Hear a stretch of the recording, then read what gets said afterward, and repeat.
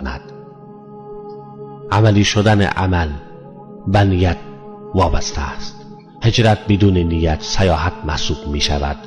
جهاد بدون نیت تجاوزگری است. حج بدون نیت یک تفریح فریب دهنده و نماز بدون نیت ورزش و حرکات عنعنوی است و روزه بدون نیت نوع پرهیز است. این عبادت ها زمان می توانند به حالت یک بال درآیند و انسان را به سمت بهشت پرواز دهند که نیت خالصانه در کار باشد. بهشت ابدی نتیجه نیت بندگی و عبودیت ابدی است و جهنم ابدی هم نتیجه قصد انکار ابدی و کفر ابدی است. انسان در سایه نیتش می تواند با کوشش بسیار اندک و با یک مصرف کم چیزهای بسیار بزرگ و ارزشمندی به دست آورد. آنانی که از نیروی نیت به خوبی استفاده می کنند می توانند مالک کل دنیا باشند.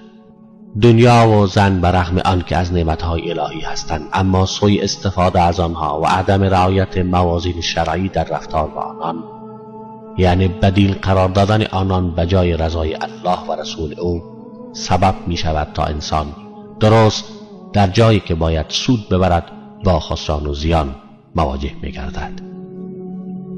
لذا در حالی که این مسئله و مسائل زیادی از این قبیل هر کدام به تنهایی موضوع یک کتاب مستقلند، با آن هم آن سلطان سخنی که می تواند خورشید را در ذره نشان دهد و دریا را در قطره بگنجاند، در این حدیث نیز جهت بازگویی این نوع معانی بزرگ فقط به 4-5 جمله بسنده کرده است.